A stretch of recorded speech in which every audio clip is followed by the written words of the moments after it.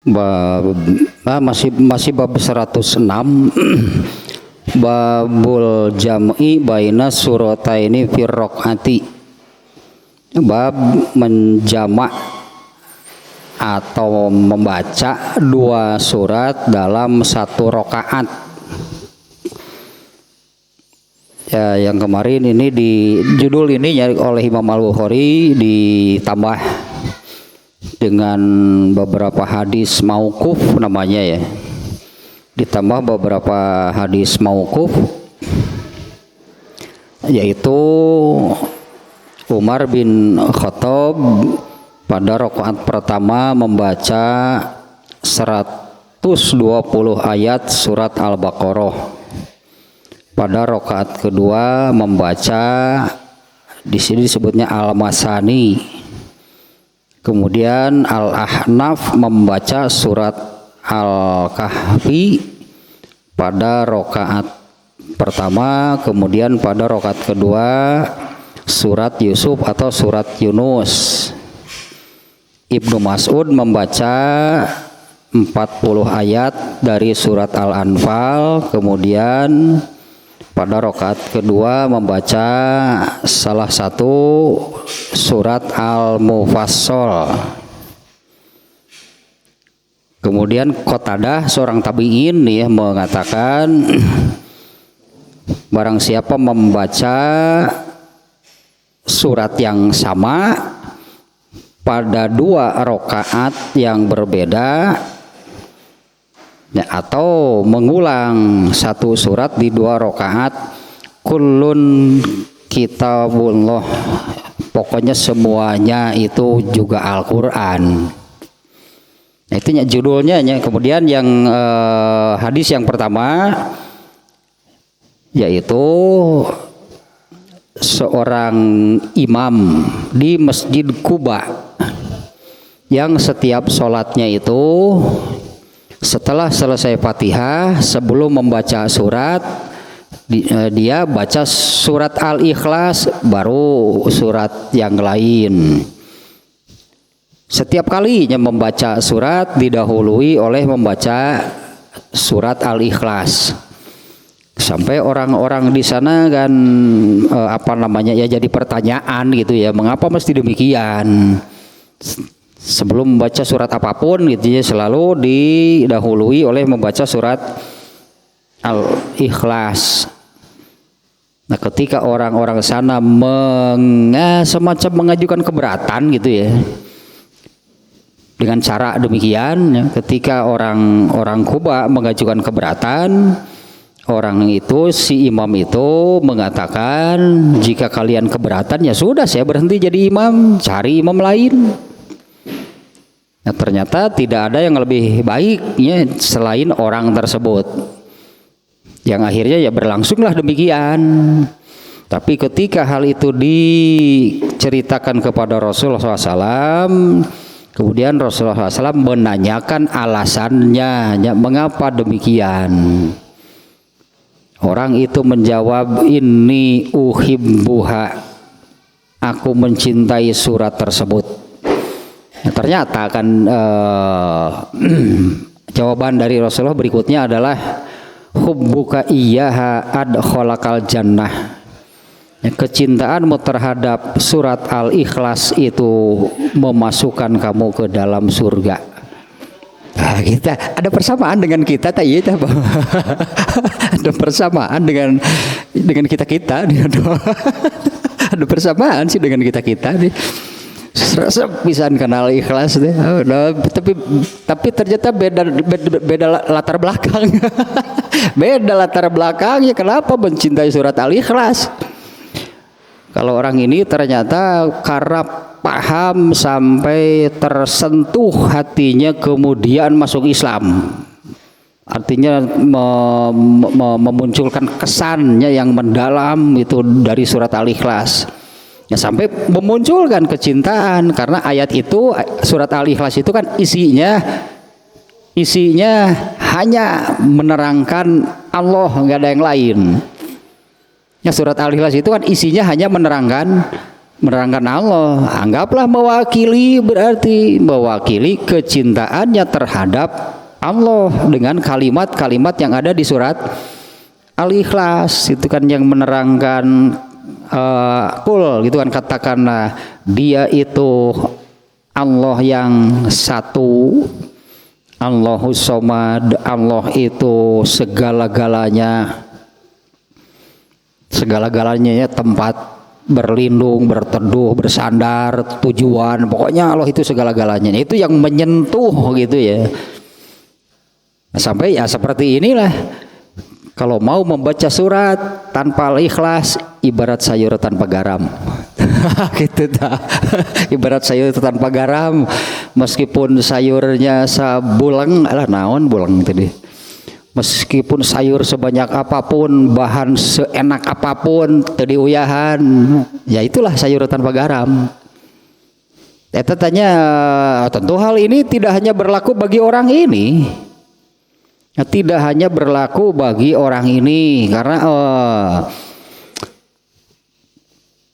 apa yang terjadi itunya, apa yang terjadi di zaman Rasulullah SAW, baik yang dari beliau sendiri terutama gitu ya, baik yang dari beliau sendiri ataupun bukan artinya sahabat sebagai dalil, bukan. Tapi apa yang diucapkan atau yang dilakukan oleh para sahabat dan Rasulullah SAW tidak menyatakan salah, minimal diam disebutnya. Artinya Rasulullah tidak berkomentar apa-apa, berarti itu benar. Dan hukumnya itu seperti dari Rasulullah SAW sendiri. Ya, kemarin ini juga kalau nggak salah pernah banyak, sebetulnya kan banyak contohnya ya. Ya banyak contohnya kalau kita ulang kembali yang ini kan ya. Kebetulan juga lah terkait dengan soal amanah. Ya, di mana amanah itu kan sudah Rasulullah sabdakan, amanah itu akan hilang dari dalam hati manusia. Padahal amanah itu kan sudah Allah masukkan ke dalam lubuk hati manusia yang paling dalam. Artinya supaya tidak hilang, tapi hilang juga.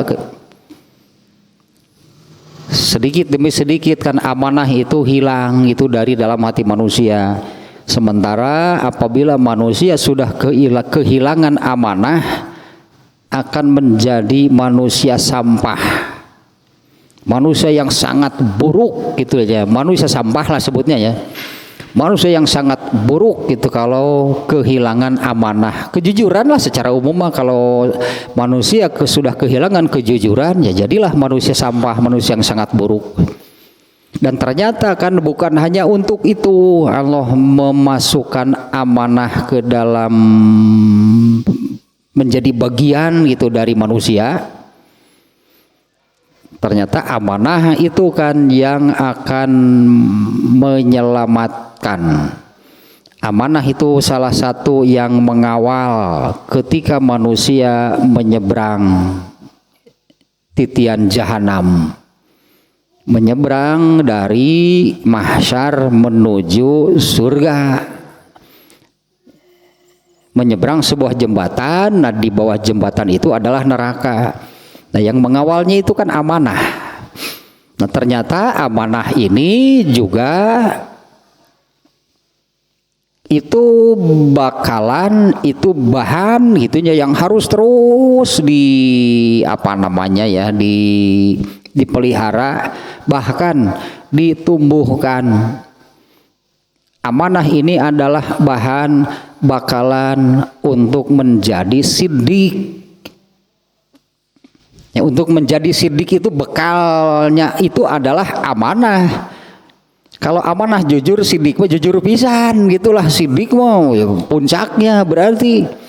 Nah, untuk menjadi siddiq itu ini bahannya sudah Allah adakan di dalam hati manusia.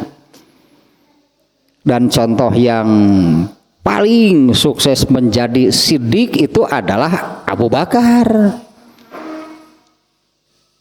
Ya, orang yang paling suksesnya menjadi siddiq itu adalah Abu Bakar. Artinya siddiq itu bukan hanya untuk Abu Bakar, bukan.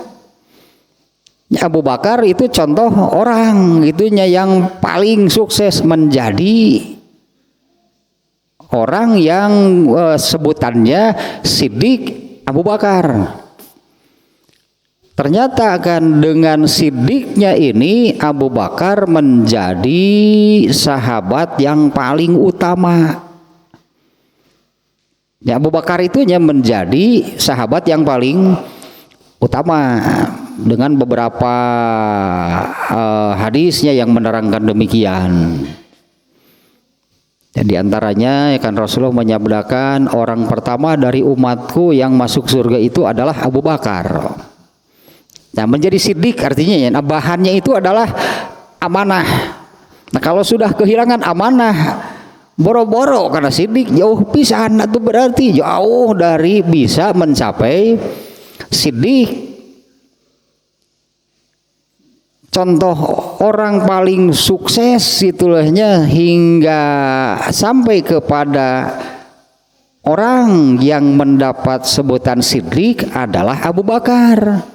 Di mana Abu Bakar itu kan sahabat paling utama mengalahkan seluruh sahabat.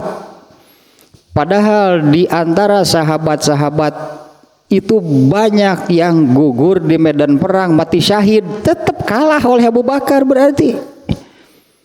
Ya, tetap kalahnya oleh Abu Bakar. Abu Bakar itu sahabat paling utama, urutan teratas gitulah, sahabat terbaik itu adalah Abu Bakar.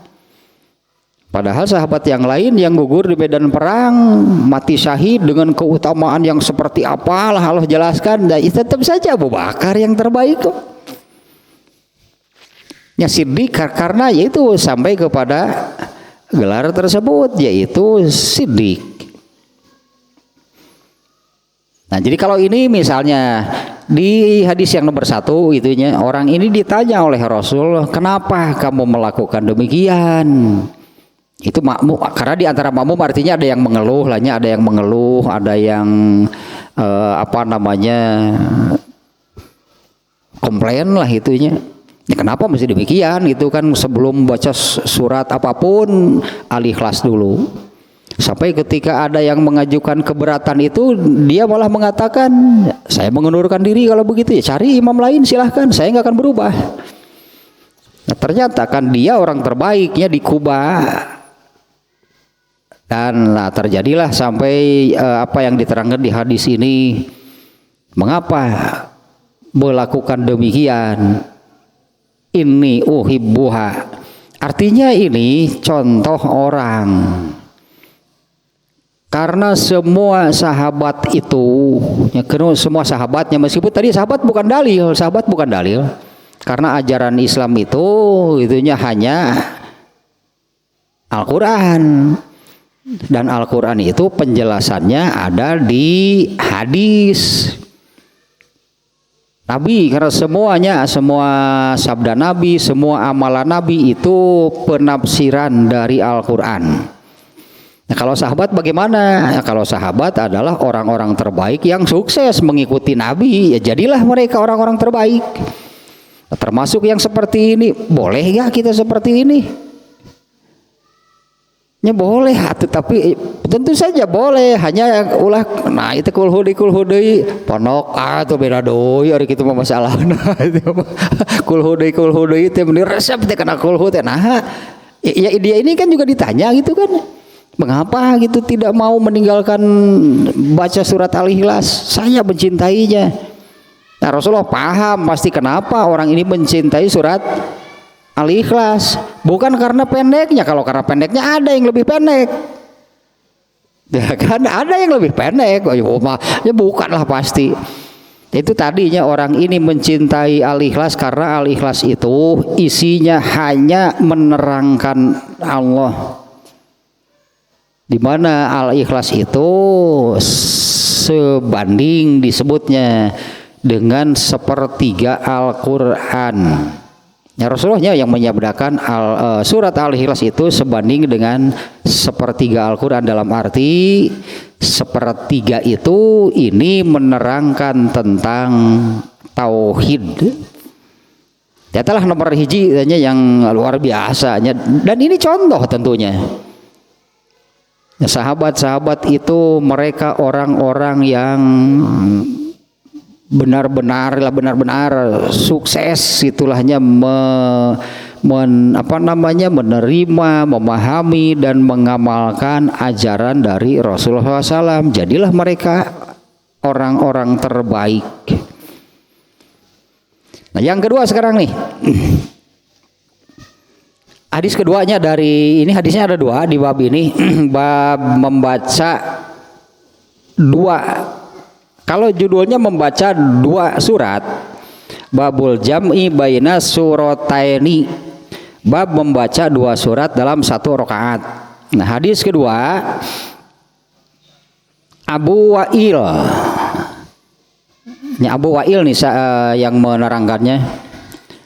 An Abi Wa'ilin qala ja'a rajulun ila ibni Mas'udin faqala qara'tul mufassalal lailata fi raqatin faqala hazzan kahazi syi'ri laqad arabtun nazaira allati kana nabiyyu sallallahu alaihi wasallam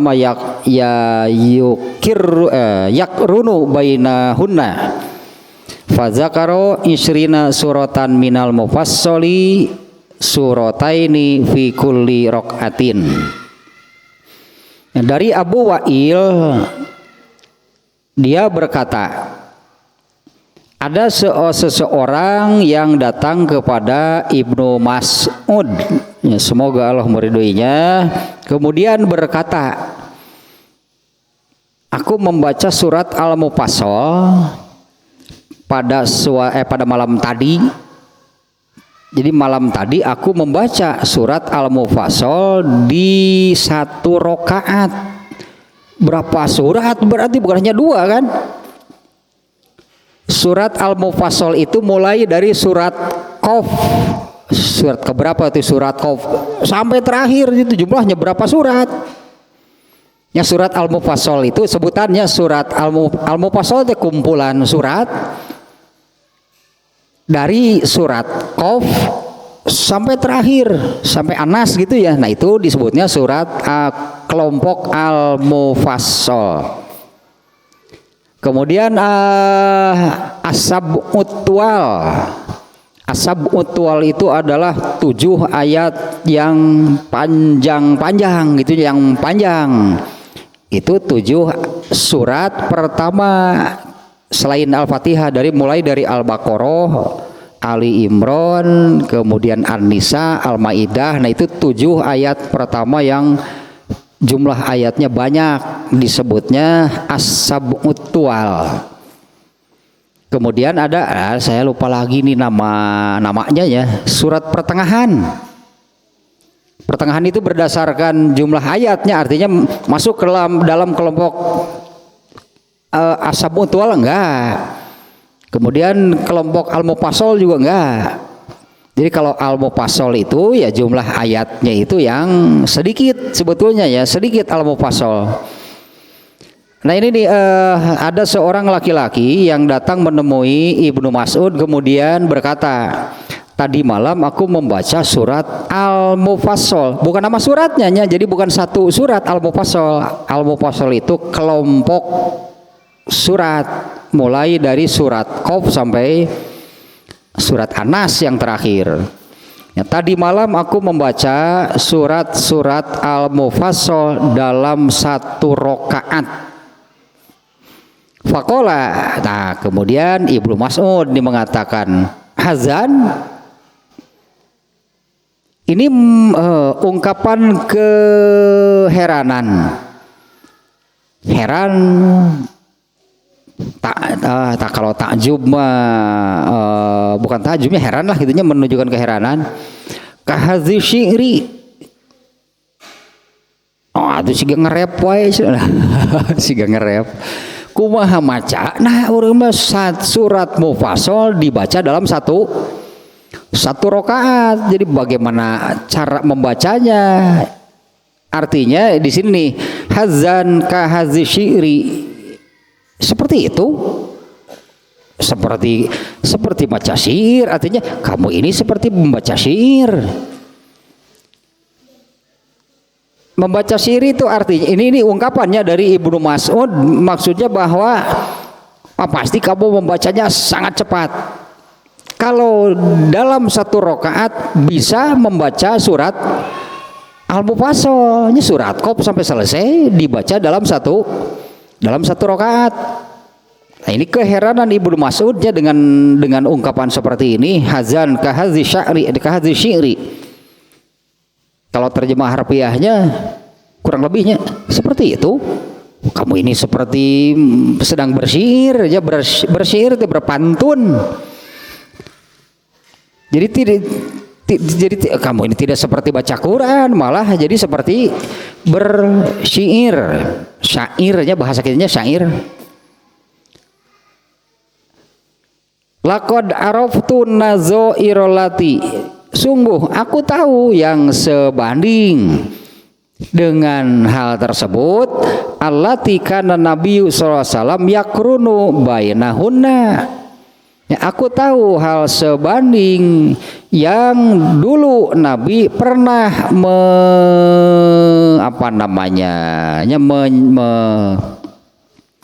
menyandingkan atau menyatukanlah surat-surat mufassal itu.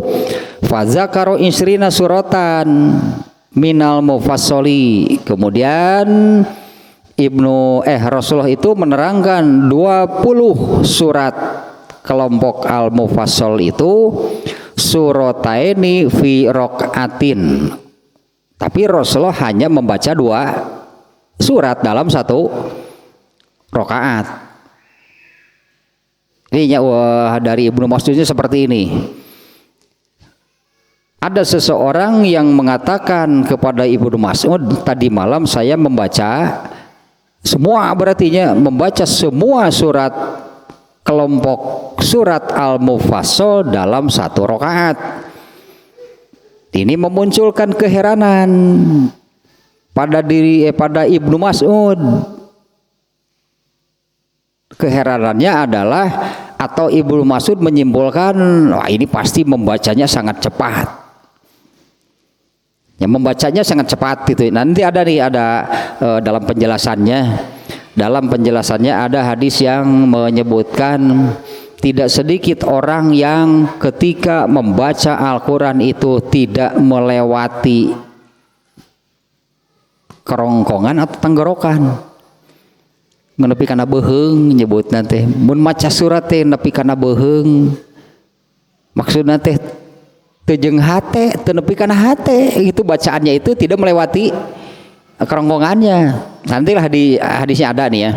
Nah, Ibnu Mas'ud itu menilai gitu, orang ini ketika saya membaca surat-surat Al-Mufassal dalam satu rakaat, wah pasti kamu seperti itunya, hazan ka hadzi syi'ri, seperti itu. Wah pasti kamu ini seperti membaca syair, kamu ini seperti sedang bersyair. Bahkan begini nih ya, urang deui wae nu kieu teh, aduh. Kalau tersentuh mungkinnya tersentuh hati itu oleh bacaan Al-Qur'an. Hese gitu teh, tersentuh gitunya oleh bacaan Al-Qur'an. Kadang tersentuh karena lagunya yang enak, karena bacaannya yang bagus, bukan karena paham. Berartinya tersentuh sampai sedih gitu tasku ayat Quran teh acan nepi kadinya mah. Tapi lamun ku lagu tah, padahal lagu buatan manusia, apalagi yang isinya seperti nasib dirinya, sampai kecerik ku lagu teh, baper, tersentuh sampai merinding gitu kan mendengar lagu teh. Kekurangan mah teu can pernah ada itu astas teh hate atuh teh. Nah ini yang tidak sampai kerongkongannya itu artinya ya tidak sampai ke hati, apalagi kalau sampai kepada tahap menghayati itunya ayat-ayat Al-Qur'an. Nah sebetulnya kan di ayat apanya yang menerangkan orang-orang yang beriman itu kan, apabila nama Allah disebut mereka wajilat qulubuhum teh kan nepi atau kana hatena kan, wajilat qulubuhum itu artinya bergetarlah hatinya. Ya, ada lagi yang apabila demikian itu maka bertambahlah imannya. Nah Ibnu Mas'ud menilai orang ini membaca seluruh surat Al-Mufassal dalam satu rakaat.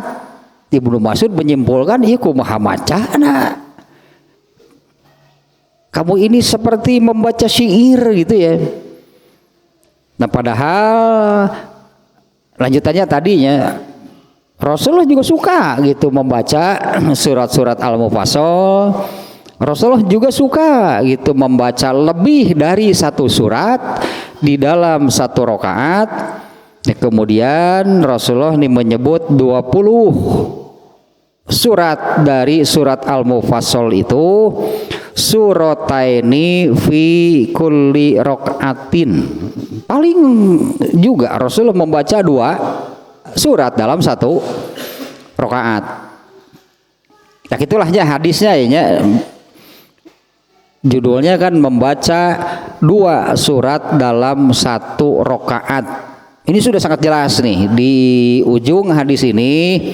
Ibnu Mas'ud mengatakan, saya tahu yang seperti itu. Dulu juga Nabi pernah gitu kan yakrunu bainahuna teh menggabungkan, menyatukan gitu antara surat-surat Al-Mufassal itu. Kemudian Ibnu Mas'ud menyebutkan 20 surat Al-Mufassal, tapi Rasulullah itu hanya membaca 2 surat dalam satu rakaat. Nah ini sudah sangat jelasnya tentang yang terkait dengan judulnya. Jadi akhir hadisnya Ibnu Mas'ud mengatakan surataini fi kulli rokaatin, 2 surat di setiap rakaat. Nah sekarang nih penjelasan dari Ibnu Hajar Al-Asqalani nih tentang hadis ini juga ada beberapa nih ya catatan dari kitab Fathul Bari ini. Yang pertama yaitu tadi tentang keheranan Ibnu Mas'udnya yang diungkapkan hazan ka hazi syi'ri. Nah itu tidak bisa diterjemah harfiah, artinya itu bentuk ungkapan idiom gitu yang maksudnya menunjukkan keheranan. Dan Ibnu Mas'ud menggambarkan bahwa kalau membaca 20 seluruh surat Mufassal dalam satu rakaat, Ibnu Mas'ud membayangkan ini bagaimana cara membacanya. Ibnu Mas'ud membandingkannya dengan seperti itu bersyair, artinya cepatnya, artinya bacaannya itu pasti cepat. Surat Qaf teh surat keberapa tadi teh?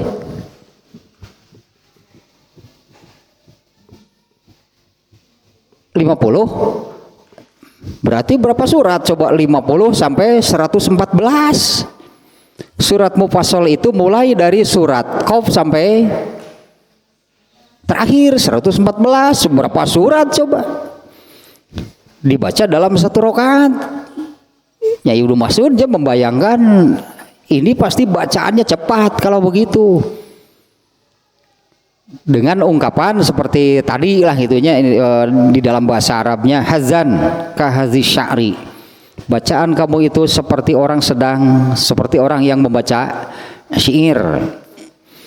Nah, kemudian yang kedua, nah ini yang pentingnya yang barusan ini. Pada riwayat Muslim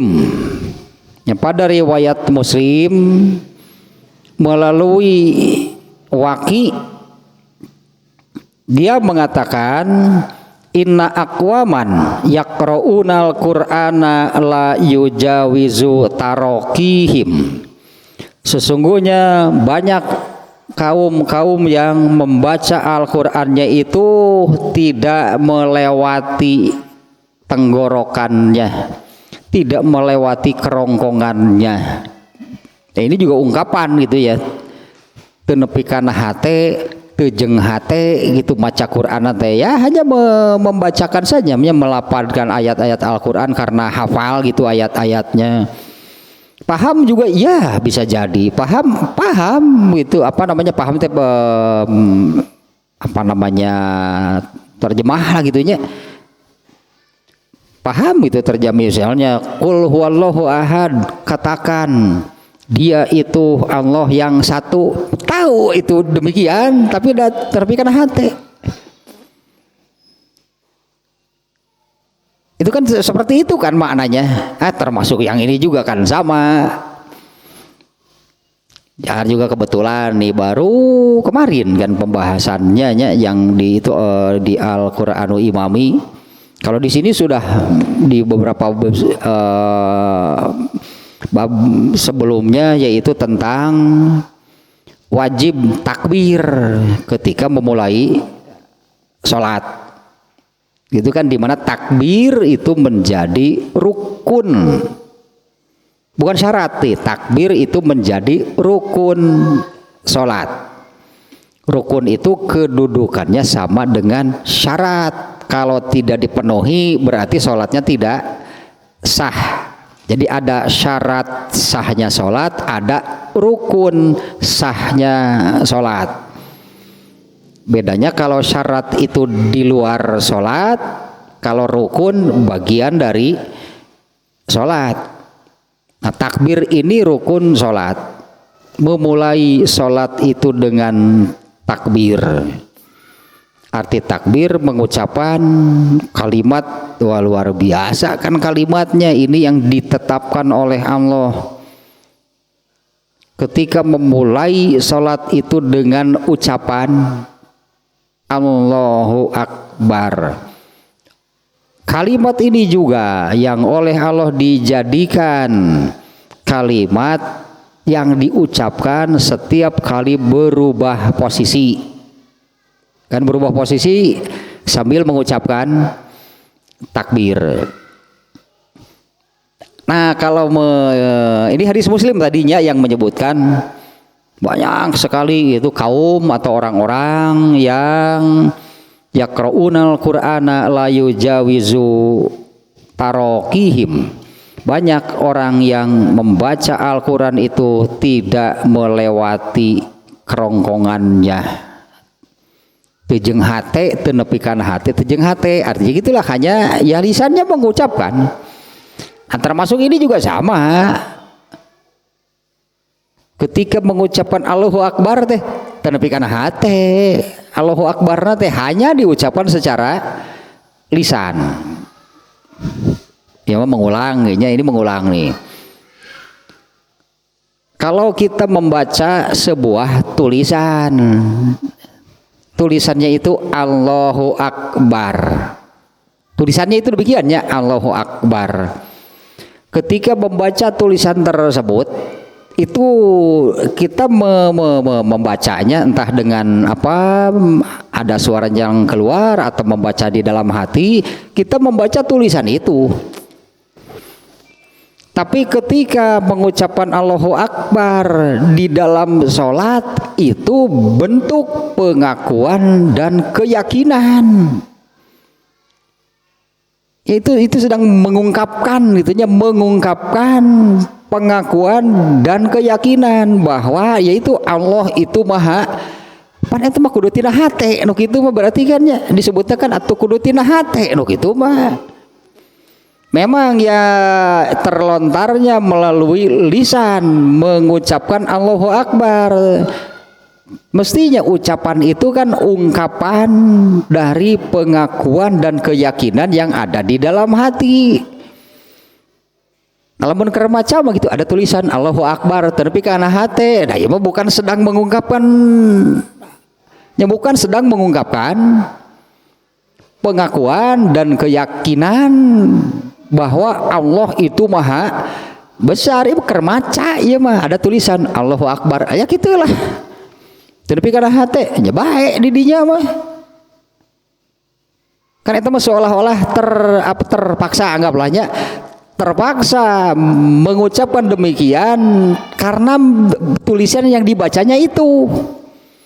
Tapi kalau ketika takbir dalam sholat, wah itu harus betul-betul lah eta tenepi kana hate gitu tah. Lisannya mengucapkan Allahu Akbar. Pikiran mah ka mana we, komo hate nama. Ini dari sini nih ya bahwa di dalam riwayat hadis Muslim yang diriwayatkan melalui Waqi namanya. Rasulullah bersabda itu inna aqwaman yaqra'unal qur'ana la yujawizu taraqihim. Ini penjelasannya hadis ini riwayat Muslim.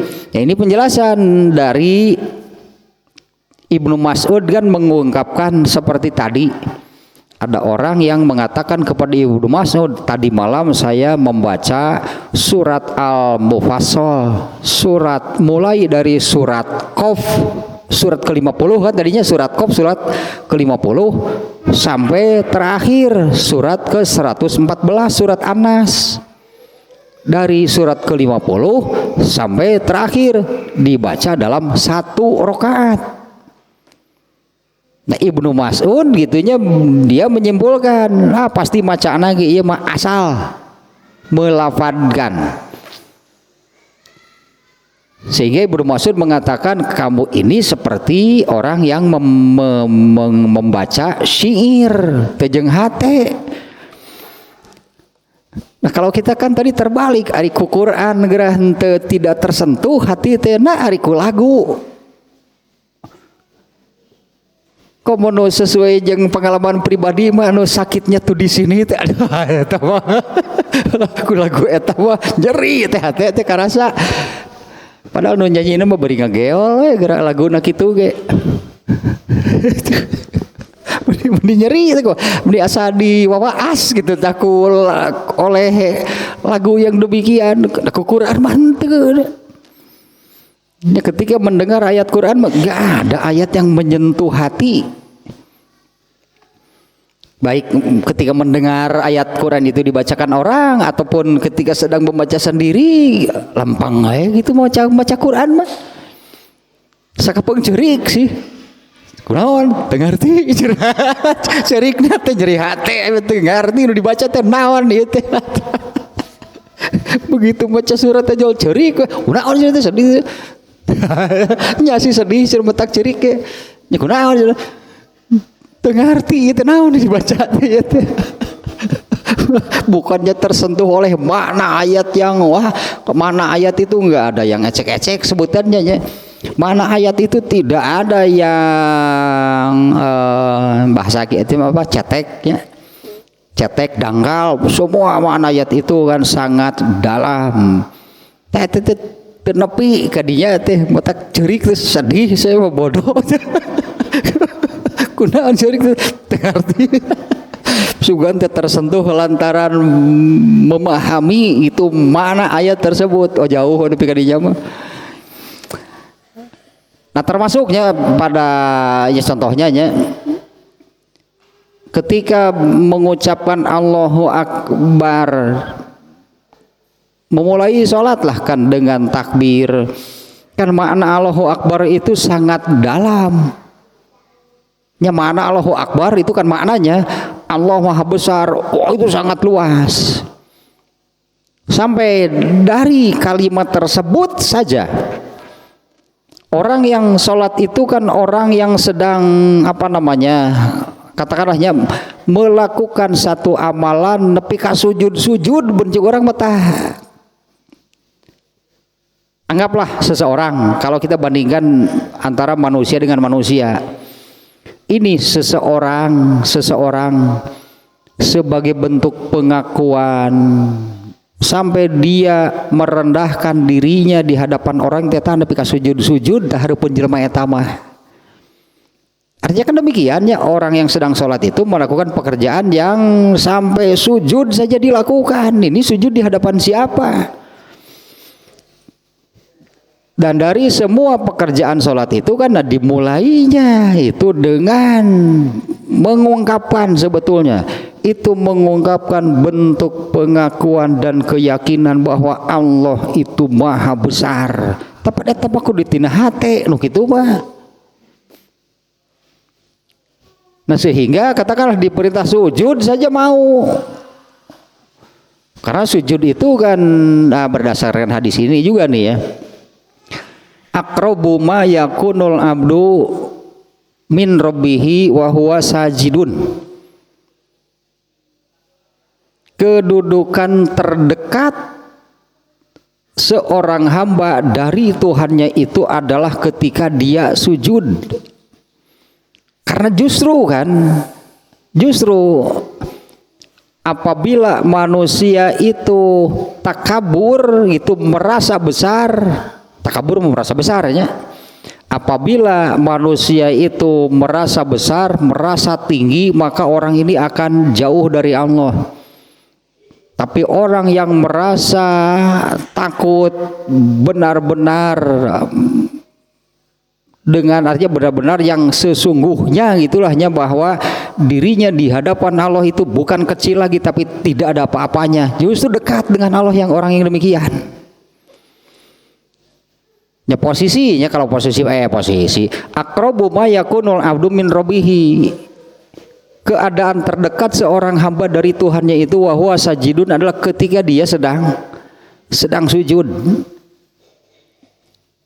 Itu makna dari Allahu Akbar teh Allah Maha Besar. Kalau Allah Maha Besar, jadi kita ini bagaimana di hadapan Allah? Lalu kita ini apa dibanding dengan Allah? Di mana Allah itu Allah Maha Besar. Ya artinya kita ini bukan maha kecil lagi, tidak ada apa-apanya. Kan mengucapkan Allahu Akbar itu harus dibarengi, artinya dibarengi dengan pemahaman, penghayatan, kesadaran demikian. Bukan sekedar lisannya saja yang mengucapkan Allahu Akbar, tapi tidak sampai ke hati disebutnya. Di ini ya, redaksi hadisnya, inna aqwaman yaqra'unal qur'ana la yujawizu taraqihim. Tidak sedikit orang atau banyak sekali orang yang membaca Al-Quran itu tidak melewati kerongkongannya. Artinya hanya sebatas di lisannya saja. Termasuk berarti orang yang mengatakan demikian tadi kepada Ibnu Mas'ud, tadi malam saya membaca seluruh surat Al-Mufassal dalam satu rakaat. Cik Ibnu Mas'ud, lebar mencik urang mah. Lebar artinya jadi hanya sekedar seperti orang yang bersihir gitu kan, ungkapan Ibnu Mas'ud ya itu tejeng hate. Karena setiap ayat berartinya setiap ayat itu kan artinya harus sampai kepada bukan sekedar hafal, bukan sekedar memahami, mengerti, tapi harus dengan penghayatan, penjiwaan gitu terhadap ayat Quran mah. Eta mah tak ceurik teh bisa wae eta demi kadinya teh. Ceurik maca Quran teh hebat teh. Lah ngarti ain kunaon justru teu ngarti. Mun sedih teh maca ayat teh gitu. Maca mah bisa, bahkan ada yang hafal tapi da kieu meureun maca Qur'ana. Tidak sedikit orang yang membaca Quran itu, ini redaksi hadisnya kan demikian. Tidak sedikit orang yang membaca Al-Quran itu tidak melewati kerongkongannya. Nah maksudnya di sini Ibnu Hajar Al-Asqalani memasukkan ya hadis ini untuk menjelaskan kenapa Ibnu Mas'ud berkomentar demikian kepada orang tadi siga maca syair atuh. Ya, artinya kamu ini gitunya membaca Al-Quran bahkan di dalam sholat lagi kan, membaca Qurannya ini di dalam sholat, tapi membacanya dengan cara seperti itu lebar, muncul orang melebar atau baca Quran juga gitu mah seperti orang yang bersihir. Nah, Ibnu Hajar Al-Asqalani nya menguatkannya, menjelaskan sebetulnya apa maksud dari ungkapan Ibnu Mas'ud seperti itu. Kamu ini seperti membaca syair. Nah, dengan hadis ini ya, tidak sedikit orang yang membaca Al-Quran itu tidak melewati kerongkongannya. Artinya hanya di lisan. Ya, tidak dengan pemahaman, apalagi sampai kepada penghayatan dan penjiwaan disebutnya terhadap itunya ayat-ayat Al-Quran. Hari skrip acting harus dijiwai, barulah gitu kan beraktingnya menjiwai, membeda kan actingnya itu mun cirik kita bisa jadi ciriknyaan. Kan gitunya disebut penjiwaan ternyata. Pan biasa artis begitu, kermain sinetron ban. Tah kieu ini kamu jadi berperan ini skripnya kan dipelajari heula, dibaca heula, teh biasa nama gitu kan. Aing pengalaman we basa keur main sinetron gitu sih. Emang sinetron naon. Kan kalau orang yang ya seorang artis bahkan harus sampai bisa kan menjiwai peran yang dijalaninya, padahal bobodohan kan. Ya, namanya juga main sinetron, namanya juga sandiwara, tapi kalau dijiwai beda kan hasilnya ya, ketika berakting itu dengan penjiwaan, apalagi ini terhadap ayat Al-Quran. Iya orang sedih teh tadi. Iya orang sedih teh tadi maca teh maca malulu. Teu jeung hate, teu nepi ka hate. Satu lagi di hadis riwayat Ahmad. Yang barusannya hadis riwayat Muslim. Pada hadis riwayat Ahmad, ya Rasulullah SAW bersabda, walakin iza waqa'a fil qalbi farosakho fihi naf'un. Kalau Al-Quran itu masuk, kena gitulah, hanya menyentuh rasa berannya. Kalau Al-Quran itu kena menyentuh hati, farosakho Allah kemudian masuk dan mengakar gitu di dalam hati ayat Al-Quran teh, fihi naf'un, di situ baru itu terasa manfaat dari Al-Quran. Hari itu baru maca bungkul ya kurang lah gitunya manfaatnya, manfaatnya minim lah manfaatnya, bukan tidak ada manfaatnya. Kalau secara umum karena ini kan bukan hanya di dalam sholat nih, ayat ini bukan hanya untuk di dalam sholat, untuk di luar sholat juga sama. Kalau membaca Quran itu jangan hanya atau jangan sampai tidak melewati kerongkongannya. Nah, kalau saja bacaan Quran itu masuk ke dalam hati, menyentuh hati, farosakho, kemudian mendalam, mengakar di dalam hati, fihi naf'un, itu baru benar gitu, manfaat dari Al-Quran itu akan terasa. Meskipun bahkan dijadikan definisi dari Al-Quran. Ya, definisi Al-Quran itu kalau bahasa Indonesianya Al-Quran adalah wahyu yang disampaikan kepada Rasulullah SAW oleh malaikat Jibril, bersifat mukjizat dan membacanya adalah ibadah. Yang membaca Quran itu adalah ibadah. Nah, itu membaca Quran itu pokoknya membaca Quran mah ibadah we. Nah, apakah membacanya itu hanya sekedar membaca gitu kan tanpa mengerti, memahami? Enggak sama sekali. Hanya manfaatnya dari Al-Quran itu baru benar-benar terasa kalau itu bacaan Al-Quran itu sampai menyentuh hati, bahkan mengakar gitu di dalam hati, baru akan terasa. Ya tepan lah, nyata gitu teh kita perjalanan panjang yang dipikak itu teh buat nepi-nepi di urang mah. Mungkin gitunya, mungkin akan baiklah ada geus takdirna kitu.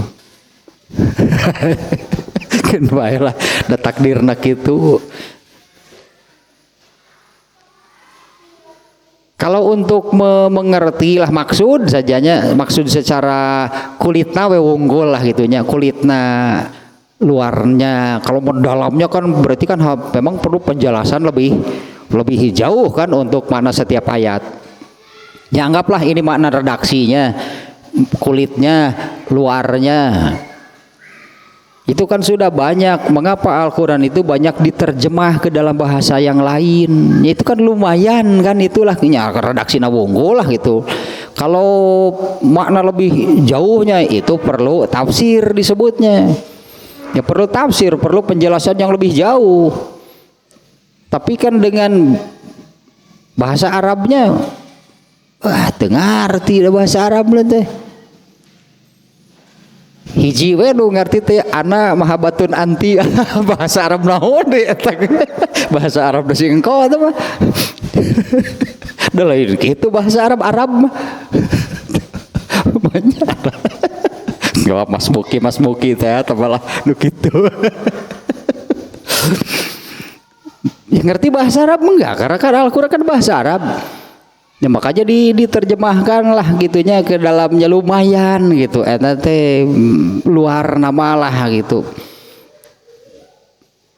Kalau makna yang lebih mendalamnya harus atau perlu dijelaskan.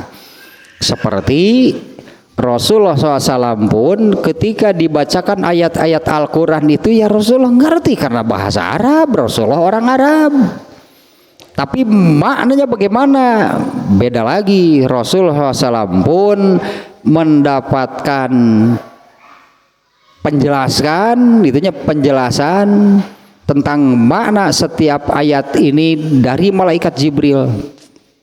Itu yang suka disebut dengan Rasulullah itu sering tadarus. Tadarus mah mendalami artinya lah, tadarus, tadabur lah hampir sama maknanya. Tadarus, tadabur, yang tadarus Al-Quran atau tadabur Al-Quran artinya mendalami, yaitu dengan cara dijelaskan oleh malaikat Jibril maksud ayat-ayat Al-Quran itu sampai benar-benar mendalam. Kalau dari redaksi ayatnya yaitu itu baru kulitnya, itu baru pintu gerbang itu untuk masuk. Di balik redaksi itu bagaimana? Rasulullah juga nggak paham kalau yang itu. Harus dijelaskan oleh malaikat Jibril. Ya, karena yang paham maksud dari ayat Al-Quran itu siapa? Ya Allah, karena Allah yang berbicara. Eta mah umum gitu mah. Ya deh yang tahu gitu maksud sebuah kalimat itu siapa? Ya orang yang mengatakannya, dia yang tahu maksudnya apa. Sehingga kalau kemudian orang lain yang mendengar salah pemahaman, jadi beda yang dimaksud dengan yang dipahaminya, wajar eta mah. Sementara ini ayat Al-Quran yang bicaranya Allah. Ada nggak manusia yang mampu memahami ucapan Allah? Nggak akan ada. Ya ada nggak manusia yang mampu memahami itu ucapan Allah? Nggak akan ada. Nabi juga nggak.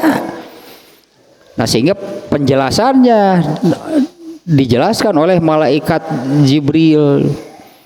Itu tadarus, tetah sok tadarus, tadabur, mendalami Al-Quran. Lumayan atulah etana gitu tah.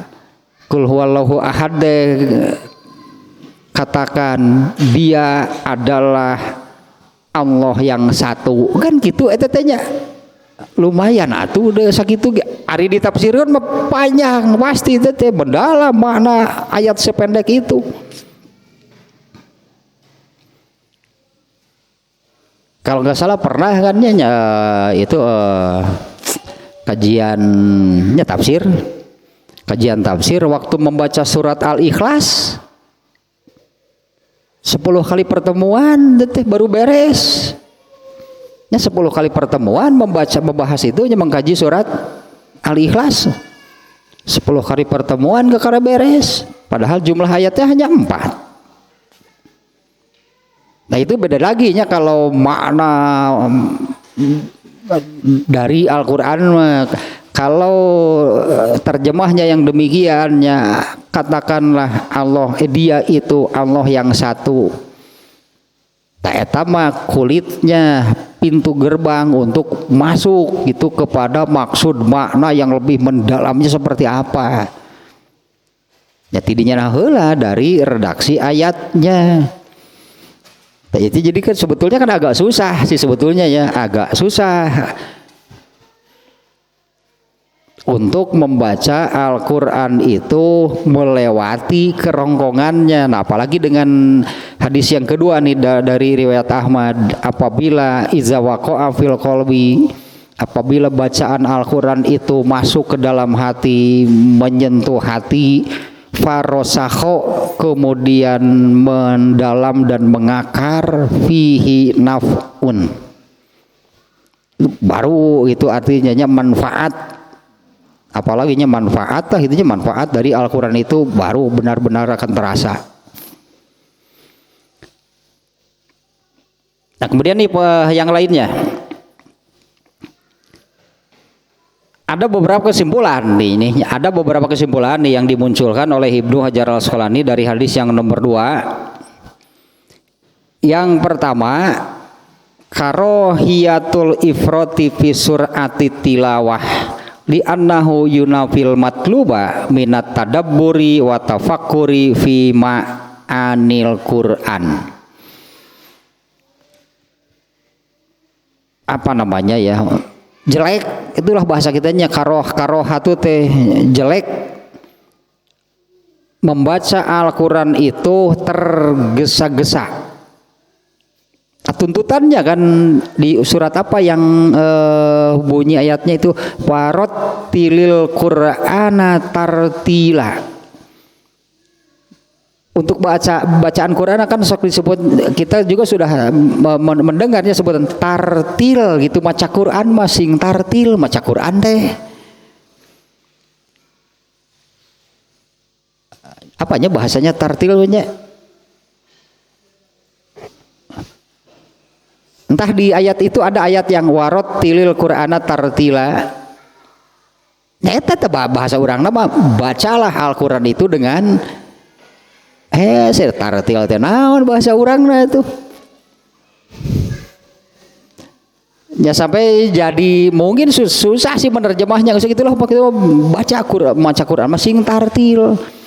Nah ini berarti jelek gitu, jelek, buruk gitu kalau membaca Al-Quran itu dengan tergesa-gesa, cepat-cepat gitu membaca Al-Qurannya. Gak kebayang ininya yang ini apa namanya taraweh super kilat. Pernah muncul juga kan jadi berita di televisi, ada taraweh super kilat, tarawehnya 23 rakaat dari awal sampai akhir, 23 rakaat selesai dalam waktu 7 menit. Ternyata ada juga tayangannya gitu kan, ada juga tayangannya, videonya, pelaksanaannya seperti apa, kumaha maca. Nah ya. Padahal yang ini nih di sini ya jelek lah gitu, jelek, buruk gitu kalau membaca Al-Quran itu tergesa-gesa, terburu-buru. Karena membaca Al-Quran demikian itu yunafil matluba, ini akan menghilangkan yang diinginkan gitu oleh Allah. Dengan cara membaca demikian itu akan menafikan yang diinginkan oleh Allah dari membaca Al-Quran itu adalah at-tadabburu wa tafakkur. Artinya ada tadabbur, ada tafakkur, artinya kan memikirkan, memahami, bahkan tadi sampai harus menghayati. Nah Nah kalau membacanya cepat tergesa-gesa pasti unsur itu hilang. Nah, karena ini yang diinginkan, ini yang diinginkan oleh Allahnya, yaitu tadabbur dan tafakur fi ma'anil Quran, mengenai makna ayat-ayat Al-Quran. Atau lumayan lah gitu, tadi lumayan itunya kalau kita membaca qul huwallahu ahad, apa sih artinya? Katakan dia itu Allah yang satu, lumayan tapi kadinya teh. Coba kalau membacanya dengan cepat, makna itu kan tidak akan munculnya. Yang ada adalah ya bacaannya saja yang sangat cepat. Dan padahal yang diinginkan oleh Allah dari ayat-ayat Al-Quran itu kan tadaburi, tafakuri makna-maknanya.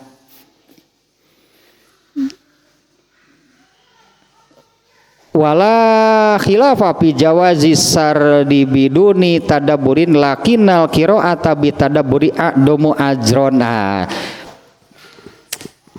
Lanjutan yang tadinya, yang diinginkan oleh Allah itu kan tadinya menafakuri, menadaburi, menghayati bacaan-bacaan Al-Quran. Memang tidak, kalau di sini nih ya istilahnya ini jadi masalah fikih, tidak ada perbedaan pendapat. Apa membaca cara demikian itu salah? Tidak boleh, enggak juga sih. Apa membaca demikian? Karena kan Ibnu Mas'ud juga tidak menyatakan salah kan? Ibnu Mas'ud tidak menyatakan orang itu salah membaca demikian. Ibnu Mas'ud hanya mengungkapkan kamu ini membacanya seperti orang bersyair. Ini yang hilang, berarti unsur ini yang hilang dengan cara membaca demikian. Tidak ada perbedaan pendapat tentang boleh, ya, tidak salah membaca dengan cara demikian. Lakinnal qira'ata bitadabburi a'zamu ajron.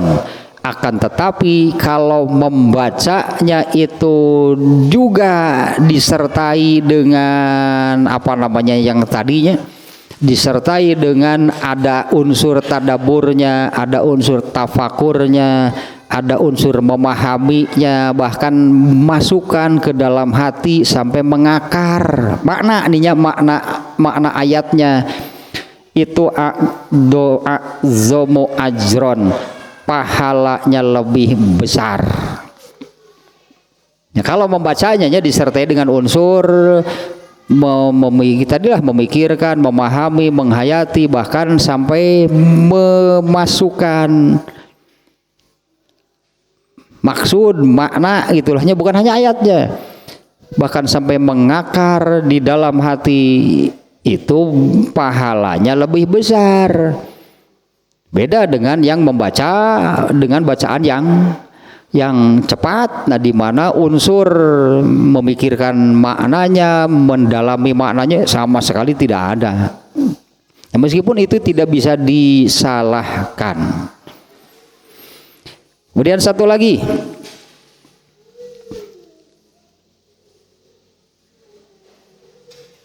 yang dikatakan oleh Ibnu Mas'ud di di hadis yang kedua. Di akhir hadis yang kedua, Ibnu Mas'ud kan mengatakan Rasulullah juga suka menggabung-gabungkan antara surat-surat mufassal itu, tapi dua surat yang dibaca dalam satu rakaat. Kalau ini kan seluruh surat al-mufassal. Rasulullah juga suka seperti itu, membaca, menggabung-gabungkan gitunya surat-surat mufassal, surataini fi kulli rakaatin, tapi Rasulullah itu hanya membaca dua surat saja dalam satu rakaat. Nah, Ibnu Hajar al-Asqalani ini memunculkan iza jama'a baina surataini, apabila boleh membaca dua surat dalam satu rakaat, sagol jam'u baina salasin fasoidan li adamil farqi, maka tidak bisa dibantah, boleh juga kalau membaca 3, 4 atau lebih Karena apa bedanya? Apa bedanya antara membaca 2 surat dengan 3 surat? Pokoknya lebih dari 1 surat di 1 rakaat gitu kan. Pokoknya kan lebih dari 1 surat. Lebih dari 1 surat itu tidak terbatas hanya 2. Apa bedanya dengan 3, 4 atau lebih? Kemudian yang di hadis Ibnu Mas'ud pun tadi orang itu membaca berapa ayat berapa surat? Tahu itu dari surat Qaf sampai terakhir berarti 50 tambah 14 64 surat di 1 rakaat. Ngeunahnya rino apal aja. Ngeunah rino apal. Wah, bereksplanasi. Baca 1 rakaat saja 60 surat, teu kagok. Anu apal mah. Manurang mapan batak si kukut deui aduh peuyeun teu boseneun eta ayat surat eta teh. Nah ini kesimpulan lainnya adalah boleh membaca, kalau boleh 2 kenapa tidak boleh 3, kenapa tidak boleh 4? Artinya tidak bisa dibantah kalau apabila dalam 1 rakaat itu boleh membaca 2 surat maka 3, 4 atau lebih juga boleh. Ya apalagi di hadis yang kedua kan aku dalam 1 rakaat kata orang tadi membaca seluruh surat Al-Mufassal. Ternyata Al-Mufassal itu kan dari surat ke-50 sampai selesai. Tengenahan teh batur pada apal atuh baca bisa gitu teh. Batur mah apal bisa gitu teh. Ari urang mapan muter we si kukut deui. Kemudian satu lagi nih yang terakhir. Dalam hadis riwayat Abu Dawud,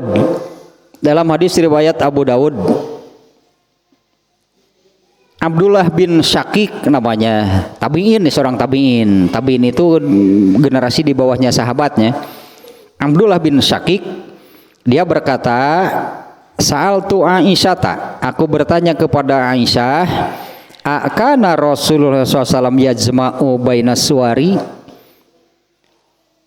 apa Rasulullah suka di sini kalau terjemah harfiahnya, apakah Rasulullah suka menggabungkan beberapa surat, gitunya, menggabungkan beberapa surat.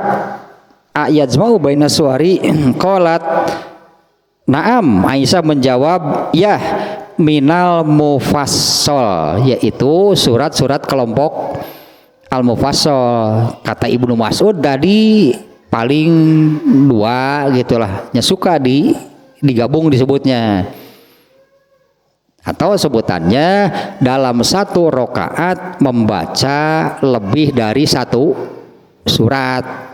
Itu kesimpulannya berarti boleh dalam 1 rakaat membaca 2 surat.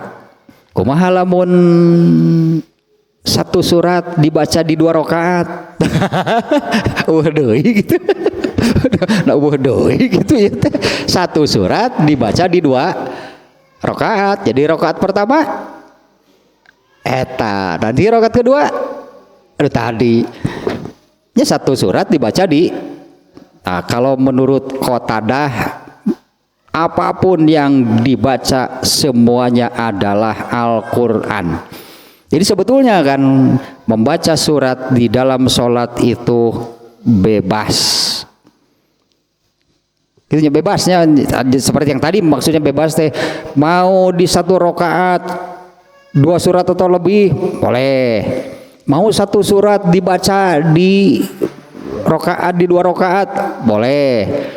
Mau membaca sebagian dari 1 surat boleh. Tungtungna gitu dah kesimpulannya tehnya, membaca surat di dalam Al-Quran itu bebas. Sebetulnya itu juga yang Rasulullah katakan kepada orang yang al-musi'u sholatahu, disebutnya orang yang jelek sholatnya, yang oleh Rasulullah itu diperintah setelah selesai sholat orang itu kemudian oleh Rasulullah dikatakan ulangi sholat kamu, dengan sholat seperti itu kamu sama dengan tidak sholat. Berkali-kali kan sholat lagi, perintah lagi, sholat lagi, perintah lagi. Akhirnya orang ini menyerah. Kemudian orang itu meminta, ajari kalau begitu, ajari aku sholat. Nah, di antara yang diajarkan oleh Rasulullah kepada orang itu adalah bagian ininya nih kalau terkait dengan masalah sekarang. Faqra ma tayassara ma'aka minal Qur'an. Bacalah apa yang kamu hafal dari Al-Qur'an itu. Nu teu apal tong dibaca cek Nabi teh. Atuh kumaha macana da apal henteu. Bacalah apa yang kamu hafal dari Al-Qur'an. Nah, ternyata ragamnya gitunya, ragam membacanya ya seperti inilah yang sedang dikaji dirinci oleh Imam Al-Bukhari. 2 surat dibaca dalam 1 rakaat boleh. 1 surat dibaca di 2 rakaat boleh. Kalau 3 surat di 1 rakaat boleh nggak? Kalau 4 boleh nggak? Kalau 11 boleh nggak? Mun 11 boleh berarti 1 surat dibaca 11 rakaat juga boleh. Anggur maksudnya kadinya deui mun salat malam Al-Kausar di rakaat kahiji nepi ka rakaat terakhir. Pan 11 surat di 1 rakaat juga boleh. Kumaha we akal-akalan mah tuh. Pokona mau ulah teh si kukut tuh dibaca teh. Kadinya deui aduh.